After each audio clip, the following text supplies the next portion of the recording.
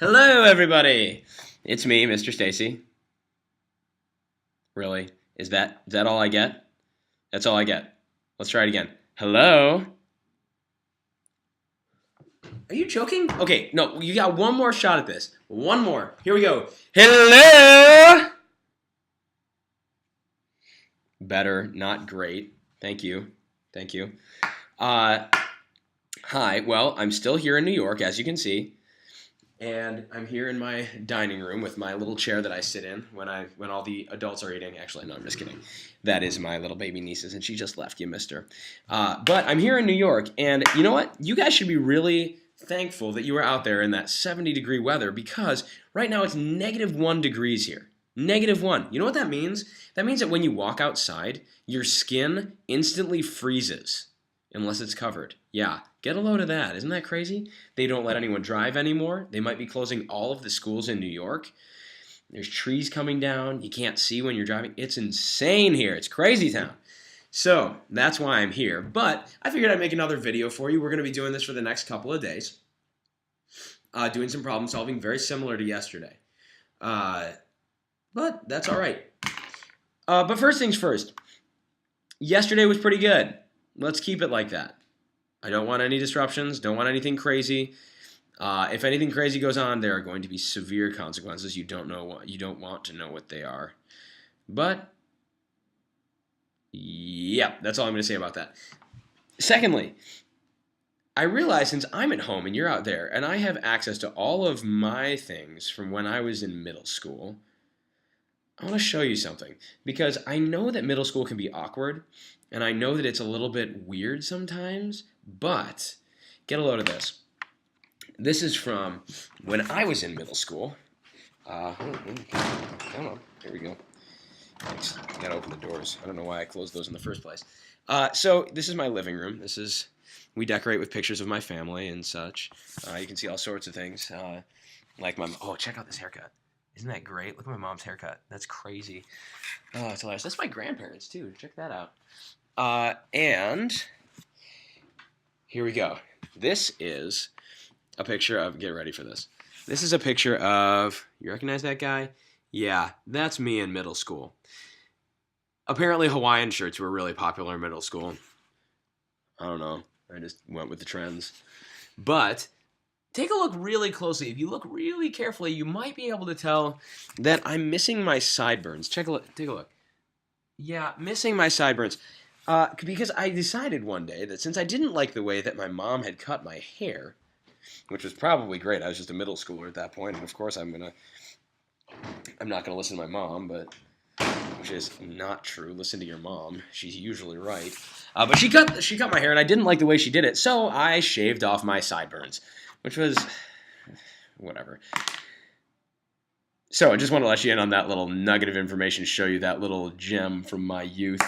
Anyways, what I'm going to do right now is something that I know that I said I wasn't going to do very frequently, and I try not to because I prefer that you guys come up with ways to solve the problem. That's why you were giving each other feedback yesterday, or I hope that you had time to give each other feedback yesterday.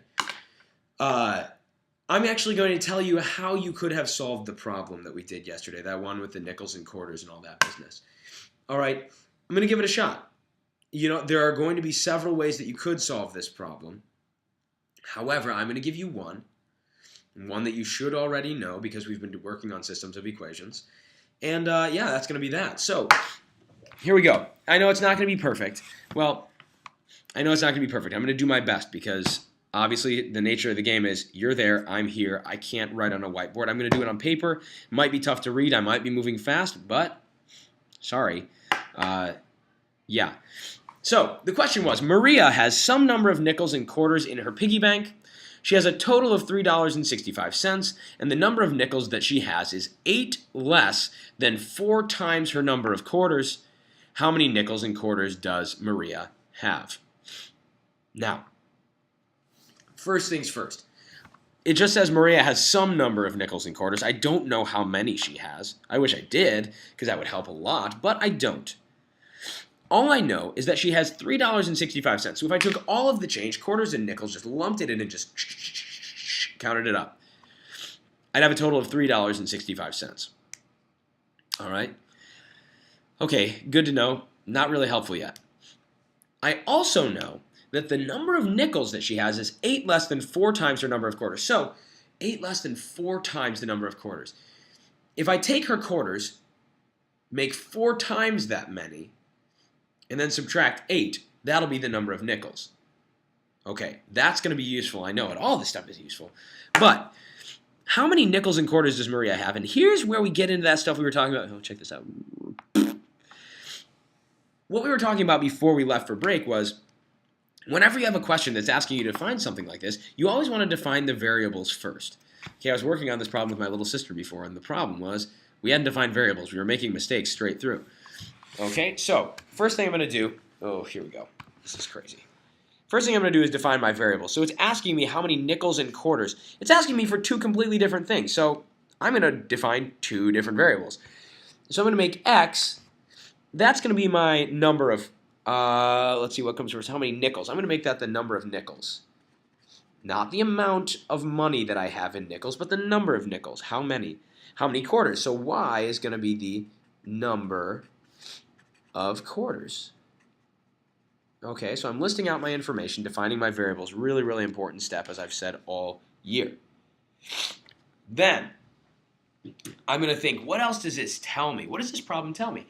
Well, the problem tells me that I have 8 less than 4 times her number of quarters. Whoa, let's take that sentence. The number of nickels that she has is, I'm going to think, holy smokes, wait a minute, I remember. Number of nickels, well, number of nickels is x.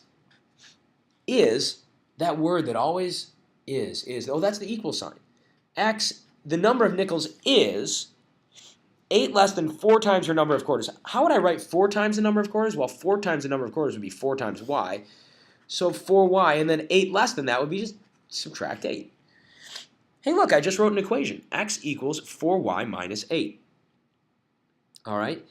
So this is good. So right now what I have is x equals 4y minus 8, meaning the number of nickels is equal to 4 times the number of quarters minus 8.